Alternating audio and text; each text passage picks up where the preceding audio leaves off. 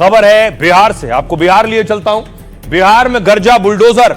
योगी आदित्यनाथ आज बिहार में थे और बिहार में भी शहाबुद्दीन के गढ़ सीवान में थे योगी। योगी पहुंचे। भारत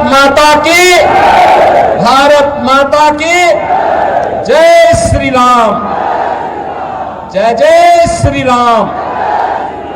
भारत माता की, भारत माता की जय श्री राम, जय जय श्री राम। भारत माता की। योगी की रैली में बुलडोजर भी पहुंचे हुए थे।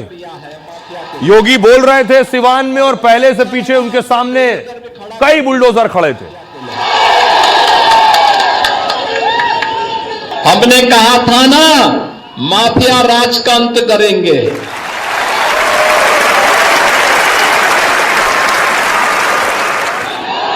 हो गया ना माफिया।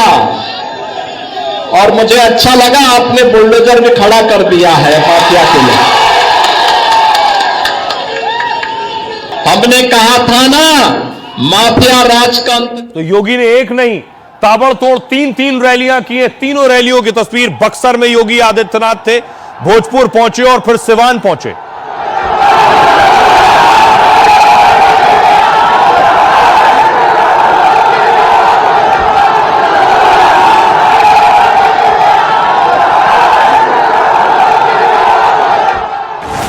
बिहार में पहुंच गया बुलडोजर और गरज रहे बुलडोजर बाबा। योगी के उतरते ही बिहार का सियासी घमासान और तेज हो गया है। एक दिन में योगी ने बिहार में तीन रैलियां की। महागठबंधन पर जंगल राज से लेकर औरंगजेब और बाबर वाला अटैक किया, लेकिन उनका सबसे ज्यादा जोर और बिहार में सबसे ज्यादा शोर शहाबुद्दीन के गढ़ में योगी की हुंकार रही। बाहुबली के बेटे ओसामा पर हमला कर योगी ने साफ कर दिया है, जिसका जैसा नाम उसका वैसा काम। और ये सिर्फ योगी नहीं, योगी के अलावा देखिए कौन कौन पहुंचे हुए थे। ये आप देख रहे हैं, खुद मोहन यादव एमपी के सीएम भी बिहार में, दिल्ली की मुख्यमंत्री बिहार में और हरियाणा के सीएम नायाब सैनी बिहार में। जो विकास की बयार हो रही है वो आगे बढ़ते रहे और इन्हीं बातों के साथ आप सभी का धन्यवाद। तो सारे सीएम प्रचार में लगे बिहार में। सबसे पहले योगी आदित्यनाथ। बिहार के प्रचार में सबसे ज्यादा योगी की मांग है। योगी की रैलियों में भारी भीड़ जुट रही है। बिहार में योगी अब तक 5 रैलियां कर चुके हैं। योगी की बिहार में 15 से 20 रैलियां होनी है और सबसे ज्यादा रैलियां मुस्लिम बहुल सीमांचल में। मोहन यादव बहुल सीटों पर एमपी के सीएम का तूफानी प्रचार हो रहा है। मोहन यादव ने आज भागलपुर समेत 3 सीटों पर प्रचार किया। इसे बिहार चुनाव में बीजेपी का नया यादव कार्ड माना जा रहा है, जो लालू तेजस्वी के यादव वोट बैंक पर असर डालेगा। मोहन यादव बिहार में करीब 10 रैलियां करने वाले हैं। अगला नाम है दिल्ली की मुख्यमंत्री। बिहार में तूफानी प्रचार में जुटी हैं। दिल्ली में छठ पूजा के बाद फिर बिहार पहुंच गई हैं। पटना से सटे दानापुर में रेखा गुप्ता ने रोड शो किया और चुनाव प्रचार में और बीजेपी का बड़ा महिला चेहरा भी है। अगला नाम है महाराष्ट्र के सीएम भी बिहार के चुनाव में सक्रिय हैं। फडणवीस बेगूसराय में एक बड़ी रैली कर चुके हैं और कहा है कि अब बिहार अब बीमारू राज्य नहीं, जुझारू राज्य है। फडणवीस बिहार में 8 से 10 और रैलियां कर सकते हैं। असम के सीएम का नाम स्टार प्रचारकों की लिस्ट में है। चंपारण की चुनावी रैली से हेमंता विपक्ष पर खूब बरसे और हेमंता बिस्वा शर्मा असम मॉडल को बिहार में प्रोजेक्ट कर रहे हैं। वो घुसपैठियों और बाहरी वोटर का मुद्दा उठा रहे हैं। आइए अब आपको सुनवाता हूं, सुनिए जरा क्या कुछ कह रहे हैं ये सीएम। इसी घर का बेटा हो, किसान और मजदूर के परिवार का भी बेटा हो, उसको आगे बढ़ना चाहिए। ये आगे बढ़ने का आशीर्वाद अगर कोई देती है तो मुझे गर्व है, भारतीय जनता पार्टी आगे बढ़ने का मौका देती। पूछना चाहती हूँ, क्या कारण था कि बिहार वर्षों तक तकलीफ में रहा? क्यों? क्योंकि जो लोग सत्ता में थे लालटेन के टाइम, उनको तो केवल अपना घर भरना था। उनको तो अपने घर में अपना काम करना था। अपना भाई भतीजा, बेटा बेटी, बीवी, केवल उनका चिंता था। लगातार कांग्रेस और इंडी गठबंधन को देश ने नकारा है। बिहार की जनता भी इनकी बातों में आने वाली नहीं है। ये आते हैं, भ्रष्टाचार को बढ़ाते हैं। आदरणीय मोदी जी बिहार को विकसित बिहार बनाने के लिए निरंतर पिछले 11 वर्षों से काम कर रहे हैं। अब देखिए जरा योगी खास तौर पर कहां गए। योगी गए सीवान। सीवान है शहाबुद्दीन का गढ़, बाहुबली शहाबुद्दीन, इसलिए योगी आदित्यनाथ के टारगेट पर थे शहाबुद्दीन और उनका बेटा ओसामा। तस्वीर में आपको अगली दिखाऊं। ओसामा प्रचार कर रहे हैं क्योंकि सीवान की सीट से आरजेडी के टिकट पर चुनाव लड़ रहे हैं।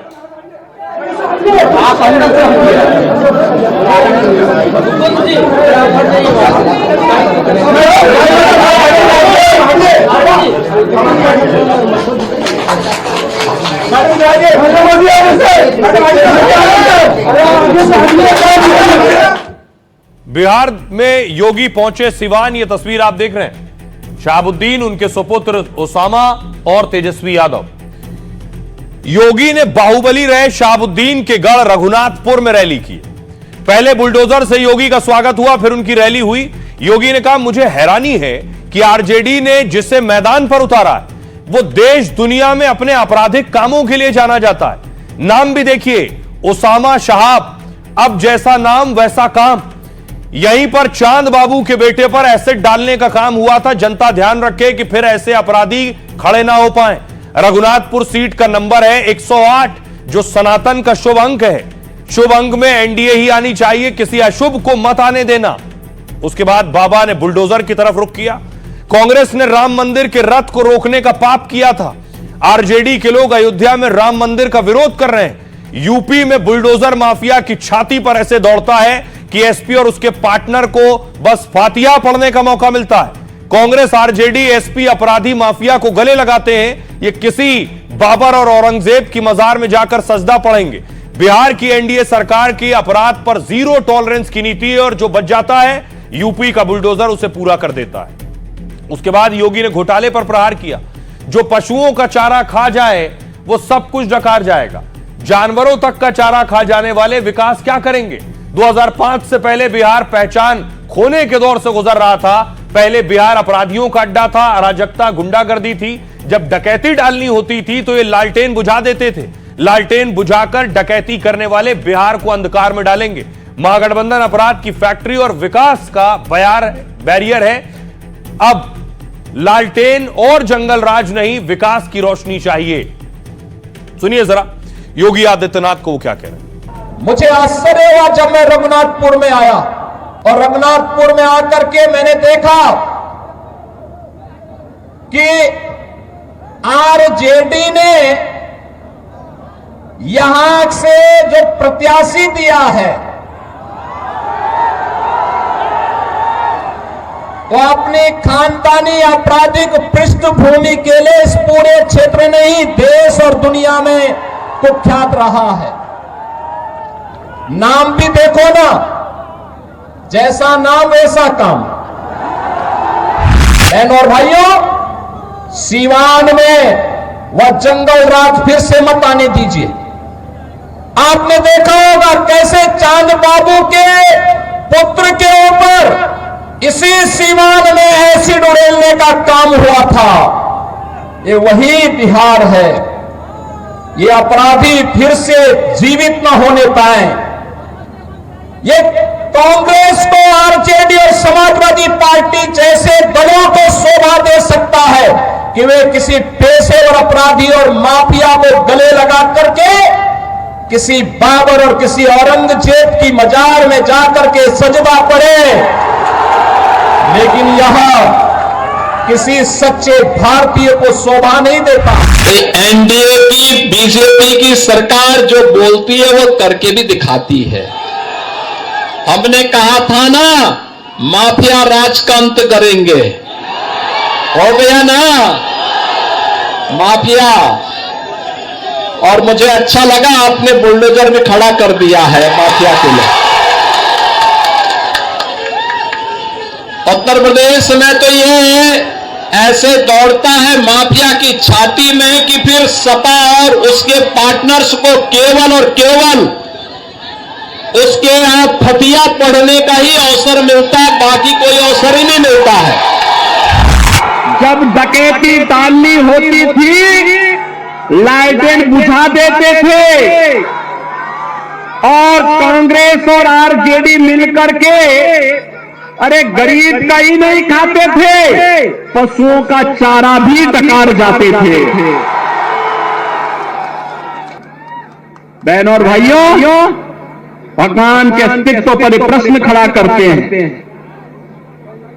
आरजेडी भगवान राम के रथ को रोकती है और समाजवादी पार्टी इनका जो यूपी का पार्टनर है ना, यह भी राम भक्तों पर गोली चलाती है। अब देखिए जरा योगी आखिर क्यों शहाबुद्दीन को टारगेट कर रहे हैं। और अकेले योगी नहीं, इससे पहले गृह मंत्री अमित शाह आए थे सीवान, उनके टारगेट पर भी शहाबुद्दीन थे। देखिए जरा, रघुनाथपुर विधानसभा सीट सीवान में आती है, वही सीवान जो बाहुबली रहे शहाबुद्दीन का गढ़। शहाबुद्दीन यहां 4 बार सांसद रहे, 2 बार विधायक रहे। आरजेडी ने इस बार शहाबुद्दीन के बेटे को टिकट दिया। ओसामा का पहले राजनीति का कोई रिकॉर्ड नहीं है। कहते हैं ओसामा ने लंदन से वकालत की है। ओसामा के खिलाफ 2 बड़े क्रिमिनल केस दर्ज हैं और एक केस में तो वो 3 महीने जेल भी काट चुके हैं। लेकिन ओसामा को जिताने के लिए पूरा महागठबंधन लगा हुआ है। तेजस्वी ने यहां मौजूदा आरजेडी विधायक का टिकट तक काट दिया है। 2 बार से जीत रहे हरिशंकर यादव की जगह ओसामा को उतारा गया। तो ओसामा के पक्ष में प्रचार करने अखिलेश यादव भी आ रहे हैं। 2 नवंबर से अखिलेश बिहार में प्रचार की शुरुआत कर रहे हैं और पहले ही दिन अखिलेश शहाबुद्दीन के बेटे के लिए रैली करेंगे। एनडीए के लिए रघुनाथपुर सिर्फ एक विधानसभा सीट नहीं है, जंगल राज बनाम कानून राज के प्रतीक के तौर पर भी एनडीए इसका इस्तेमाल कर रही है। उसे पता है कि यह मुस्लिम, यादव और राजपूत बहुल सीट है, तो क्या एनडीए यहां भावनात्मक असर डालने में जुटी है। बीजेपी के बड़े बड़े नेता और मंत्री तक आक्रामक प्रचार कर रहे हैं। पिछले दिनों अमित शाह ने इसे लेकर महागठबंधन को घेरा, कहा लालू यादव ने शहाबुद्दीन के बेटे को टिकट दिया है, लेकिन अब बिहार में 100 शहाबुद्दीन भी आ जाएं तो किसी का बाल बाका नहीं होगा। अब इस सीट पर योगी ने भी तूफानी प्रचार किया और शहाबुद्दीन के बेटे के बहाने विपक्ष पर हमला किया है। अब आपको लिए चलता हूं सिवान, जहां से शहाबुद्दीन आते हैं, जहां से उनका बेटा खड़ा है, वहां उनके समर्थक भी हैं। सुनिए वो क्या कह रहे हैं। चुनाव है, चुनाव में उतना ही बोलना चाहिए कि चले जनता के पास जाइए, अपना सरकार का उपलब्धि गिनाइए। युवा एकजुट है, एक मत है, उनको रोजगार चाहिए, उनको पलायन से रोकने वाली सरकार चाहिए। होना चाहिए विकास, रोजगार, पलायन रुक जाए। जो ट्रेन में लोग भीड़ में आ रहे हैं, ट्रेन की फैसिलिटी होनी चाहिए। तो बात बिहार चुनाव की हो रही है, बात अपराध की हो रही है, योगी टारगेट कर रहे हैं। तो देखिए जरा, चुनाव में किस पार्टी से कितने दागी कैंडिडेट हैं। सीपीएम के जो कैंडिडेट हैं उसमें 100% दागी हैं, सीपीआई के 80% दागी हैं और सीपीआई एमएल के 64% दागी कैंडिडेट हैं। एलजेपी के 38% दागी हैं और जन स्वराज के 44% दागी। अब बड़ी पार्टियां देखिए जरा, कांग्रेस के 52% दागी कैंडिडेट हैं, बीजेपी के 56% कैंडिडेट दागी हैं और जेडीयू के 26%, आरजेडी सबसे आगे 60%। बिहार विधानसभा चुनाव के पहले चरण में 1314 उम्मीदवार हैं। इनमें से 27% पर गंभीर आपराधिक मामले दर्ज हैं। 33 उम्मीदवारों पर हत्या, 86 पर हत्या की कोशिश का आरोप है। 42 उम्मीदवारों पर महिलाओं पर अत्याचार का केस दर्ज है। 2 उम्मीदवारों पर रेप से जुड़े मामले दर्ज हैं। एडीआर बिहार इलेक्शन वॉच ने यह रिपोर्ट जारी की है। अब अपराध की बात हो रही है तो अपराध का समूल नाश और एक्शन होता है यूपी में। देखिए यूपी में पहले तस्वीर देखिए, एक लड़की के साथ बेरहमी से मारपीट की गई। लखनऊ की तस्वीर आप देख रहे हैं, फ्लैट को लेकर लड़की और उसके भाई की पिटाई हुई।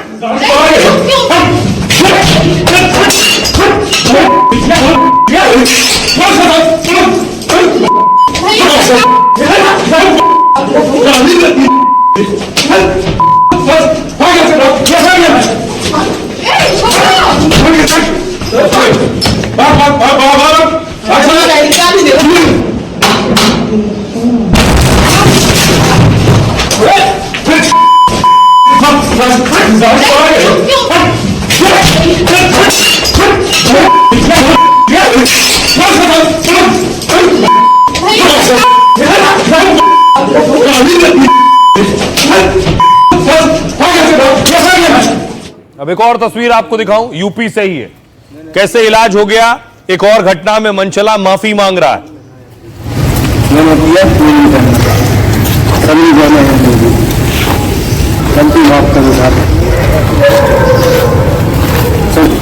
कभी ऐसी गलती भूल से नहीं करूंगा, ये भूल चूक गलती माफ कभी नहीं करना है, मैंने किया भूल नहीं करना, कभी जाना है। लखनऊ की एक सोसाइटी में, नामी सोसाइटी में, कुछ लोग जबरन फ्लैट में घुसे, फिर एक लड़की और उसके भाई के साथ बदसलूकी करने लगे। आरोपियों ने धमकाते हुए लड़की और उसके भाई के साथ मारपीट की। मामला तब सामने आया जब लड़की ने रोते हुए वीडियो बनाया और आरोप लगाया कि घर में घुसकर कुछ लोगों ने मारपीट की। मामले को लेकर अखिलेश यादव ने भी सरकार पर सवाल उठाए और पूछा कि इस बेटी की आवाज सुनी जाएगी या बुलडोजर से दबा दी जाएगी। वीडियो सामने आते ही योगी की पुलिस एक्शन में आ गई। सोसाइटी के अध्यक्ष समेत 3 लोगों को गिरफ्तार किया गया और उनके खिलाफ कड़े एक्शन की तैयारी भी है, यानी मारपीट करने वाले सब पकड़े गए। यूपी के झांसी में भी एक लड़की से छेड़छाड़ करने वाला आरोपी पकड़ा गया। योगी की पुलिस ने ऐसा हिसाब किया कि आरोपी की चाल बदल गई। 10 साल की बेटी से छेड़छाड़ कर जो आरोपी फरार हो गया था, 24 घंटे के अंदर पुलिस ने उसे गिरफ्तार कर लिया। आरोपी अब कभी लंगड़ाते हुए तो कभी हाथ और कान पकड़कर माफी मांग रहा है और कह रहा है कि जो गलती मैंने की है वैसे यूपी में कोई मत करना। आइए आपको सुनवाता हूं, सुनिए जरा क्या कुछ कह रही है पुलिस। इंडिको सोसाइटी IIM तिराहा थाना मड़ियाव में एक घटना हुई थी। इसमें सोसाइटी में किराए में रहने वाली एक लड़की और उसके भाई के साथ सोसाइटी में झगड़ा हुआ था। झगड़े का मूल कारण ये बताया गया कि गार्ड के साथ स्कूटी लगाने पर। और आइए बिहार की कुछ और खबरें। अब राहुल गांधी ने ऐसा बयान दिया जो वो विवादों में घिर गए। राहुल के डांस पर बीजेपी को चांस और मौका मिल गया है। पहली तस्वीर देखिए जरा, तेज प्रताप की एक तस्वीर पहले आपको दिखाते हैं। तेज प्रताप एक जनाजे में गए थे आज और हेलीकॉप्टर से गए थे जनाजे में, सीधे वहीं हेलीकॉप्टर उतार दिया जहां मिट्टी हुई थी। उसके बाद देखिए जनाजे को कंधा भी दिया है तेज प्रताप ने।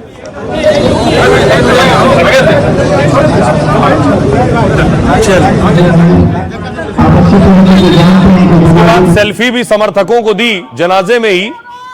ये तेज प्रताप की सीट है जहां से चुनाव लड़ रहे हैं। सीधे हेलीकॉप्टर लेकर वहीं पहुंच गए, वहीं उतार दिया और उसके बाद अंतिम संस्कार में शामिल हुए। दूसरी तस्वीर आपको दिखाऊं, उनके छोटे भाई तेजस्वी यादव प्रचार के दौरान मंदिर पहुंचे और सूर्य मंदिर पहुंच गए। राहुल गांधी उनके साथ थे। तेजस्वी यादव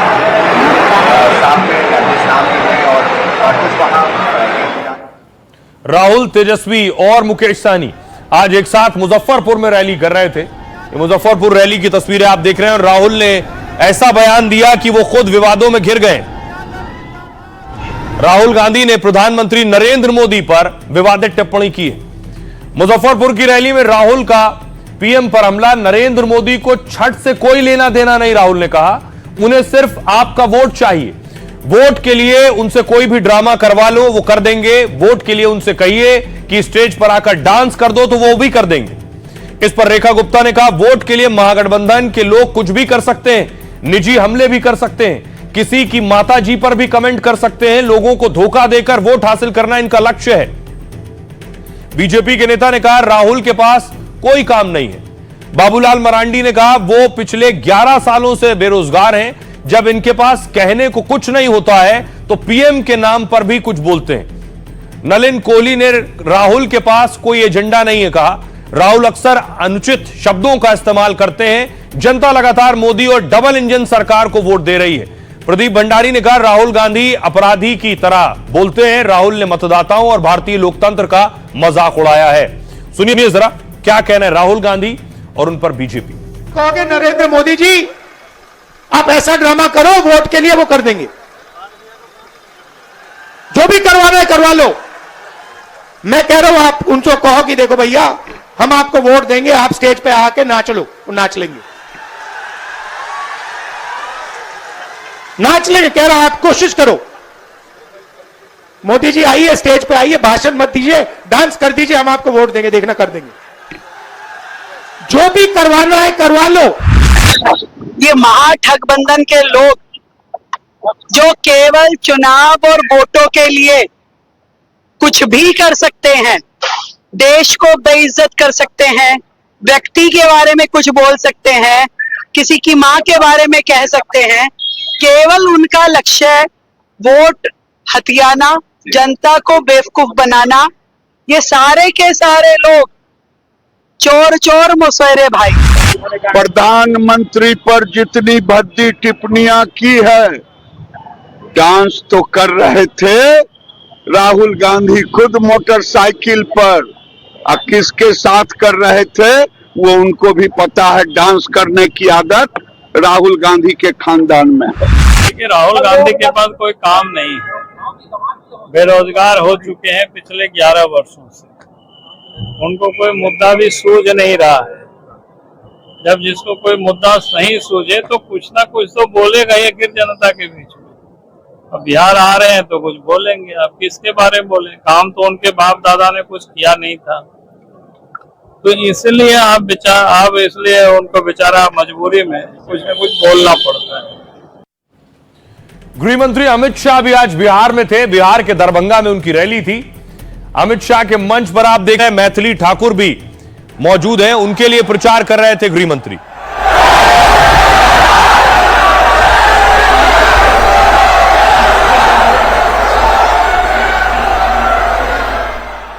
गृह मंत्री ने इस मंच से नीतीश कुमार पर एक बात साफ की कि बार बार महागठबंधन सवाल पूछ रहा है कि एनडीए का सीएम कौन होगा उम्मीदवार।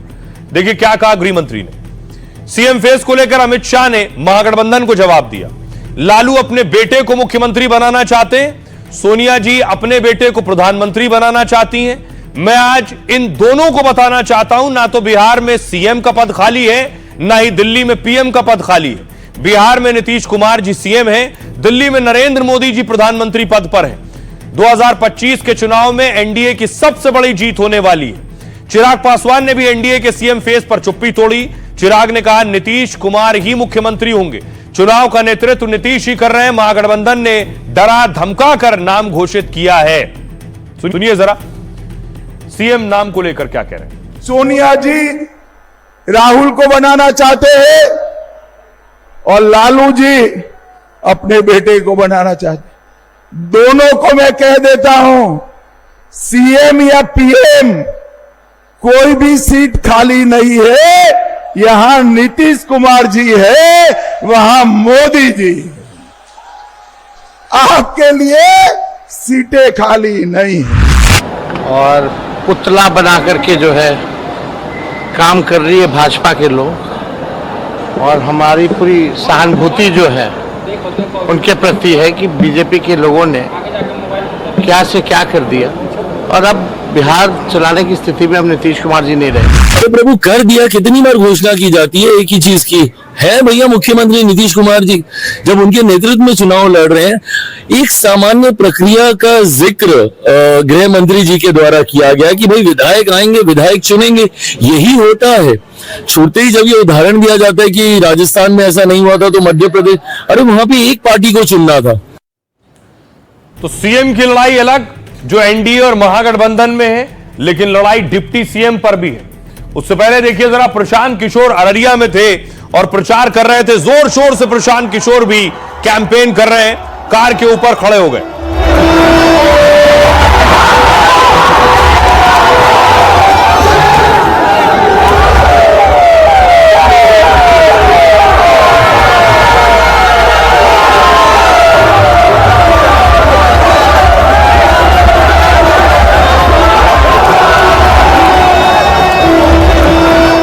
आज प्रशांत किशोर मधेपुरा पहुंचे और मधेपुरा में उन्होंने लोगों को संबोधित करते हुए क्या कहा। बच्चे बाहर से आए हैं, वो अगर बिहार में व्यवस्था नहीं बदली तो निश्चित तौर पर उनको अगले 10-15 दिन में वापस जाना पड़ेगा, और वहीं गुजरात में, तमिलनाडु, दिल्ली, बॉम्बे की फैक्ट्रियों में जाकर त्योहार में जो बिहार के बच्चे बाहर से आए हैं वो अगर। तो प्रशांत किशोर कह रहे थे व्यवस्था नहीं बदली तो जो बिहार से बाहर नौकरी कर रहे हैं उन्हें फिर जाना होगा। एक और तस्वीर, असदुद्दीन ओवैसी हमला कर रहे हैं महागठबंधन पर। हमारी सरकार बनेगी तो मुख्यमंत्री हमारा होगा। बताओ आप 17% है, अगर मल्ला का बेटा उप मुख्यमंत्री बन सकता। अब देखिए ओवैसी का लालू तेजस्वी पर सबसे बड़ा हमला है।